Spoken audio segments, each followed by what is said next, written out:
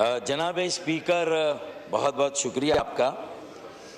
میں یہ سمجھتا ہوں کہ بڑا مشکل ہوتا ہے کہ ہم حکومت کی ایک اتحادی جماعت ہیں اور اس کے بعد جہاں ہم کئی باتوں پر حکومت کے ساتھ متفق ہیں تو وہاں بہت ساری باتیں ایسی بھی ہیں کہ ہمیں حکومت کی بڑی جماعت کی بہت ساری تجاویز پر، بہت سارے اقدام پر ہمارا اختلاف ہوتا ہے اور اختلاف ہو بھی سکتا ہے.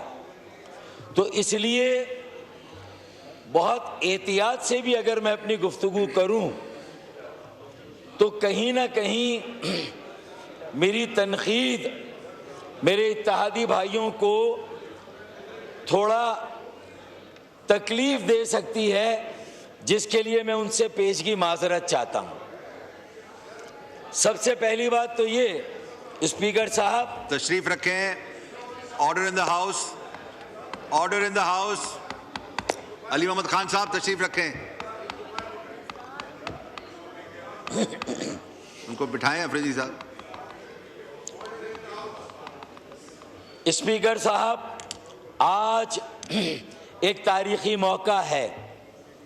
اللہ تعالیٰ نے حالیہ پاک بھارت جنگ میں ہمیں ایک بہت بڑی کامیابی عطا کی ہے اور یہ مارکا تو ہم نے مار لیا، جس میں ہم افواج پاکستان کے سربراہ field marshal general Asim Munir صاحب اور افواج پاکستان کے جو تینوں شعبے ہیں، army, Pakistan navy, Pakistan air force, انہوں نے اپنی اپنی جگہ جس طرح اپنی پیشہ ورانہ مہارت کا سکہ جمایا، پوری دنیا نے ان کی پرفارمنس کا لوہا مانا اور اللہ تعالیٰ نے پوری اقوام عالم میں آج ہمیں سر اٹھا کر چلنے کا موقع دیا.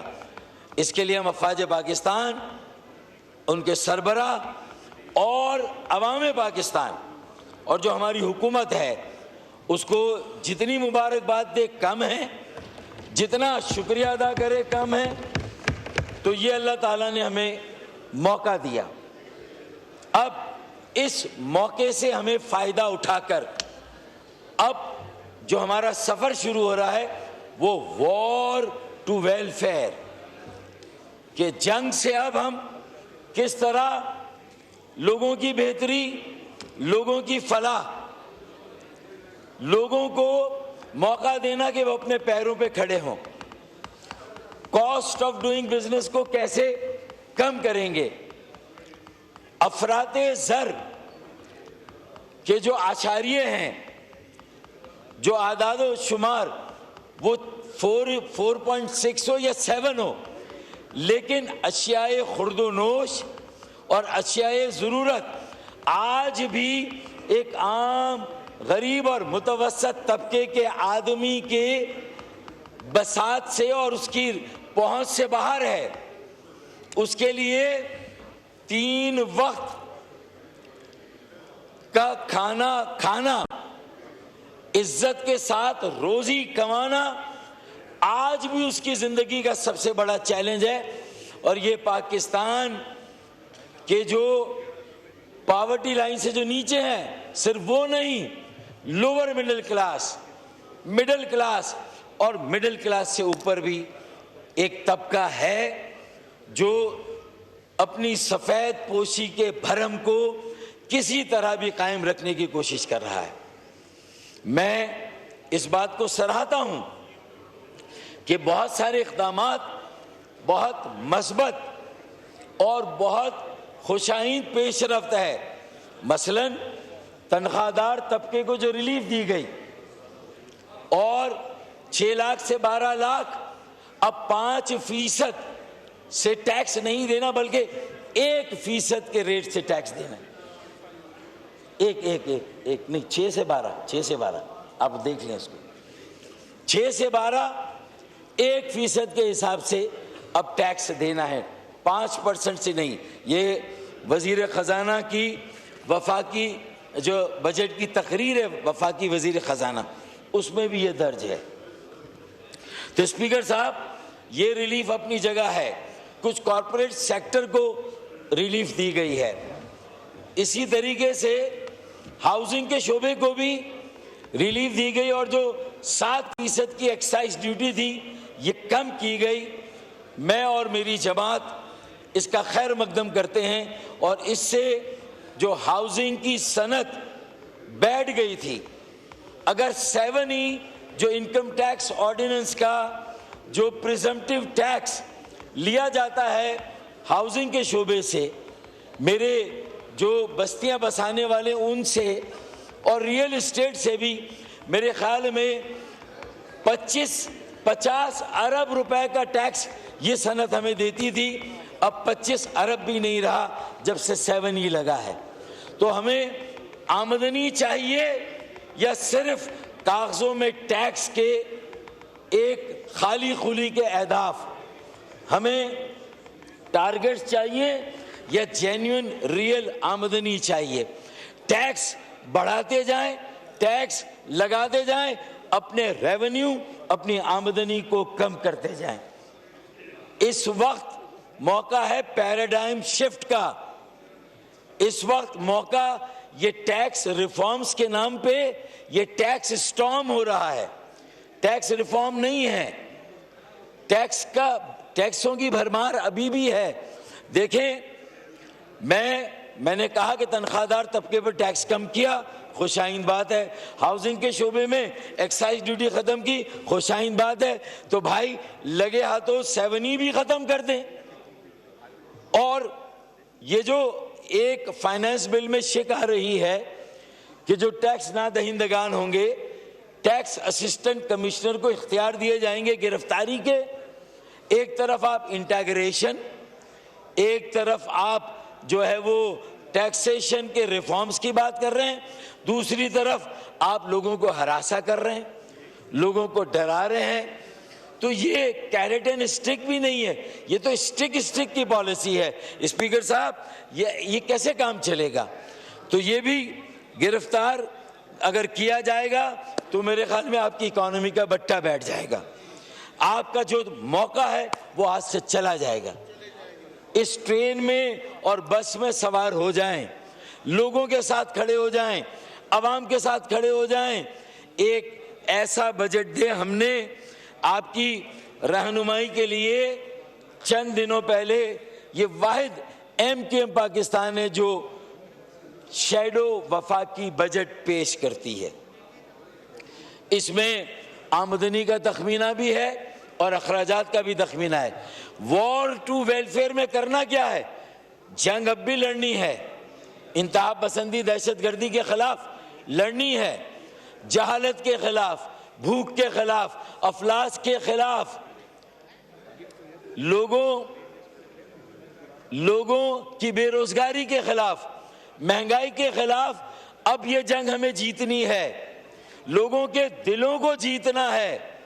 سرحدوں کا دفاع ہوا ہے, اپنی عزت اور ناموس کا دفاع ہوا ہے, اپنی سلامتی کو مضبوط اور مستحکم کیا گیا ہے. لیکن اسپیکر صاحب, آج کی دنیا میں وہی ممالک صحیح معنوں میں آزاد, ساورن, خود مختار ہیں جو معاشی طور پر آزاد اور خود مختار اور ساورن ہے. جو معاشی طور پر آزاد, ساورن اور خود مختار نہیں ہیں, وہ کہیں نہ کہیں غلامی کا بوجھ ڈھو رہے ہیں. اسپیکر صاحب, ہمیں معاشی طور پر آزاد ہونا ہے, معاشی طور پر خود مختار ہونا ہے, اور اس کے لیے ہمیں یہ دیکھنا ہے کہ ڈائریکٹ ٹیکس کی بیس کو کیسے وسیع کریں گے.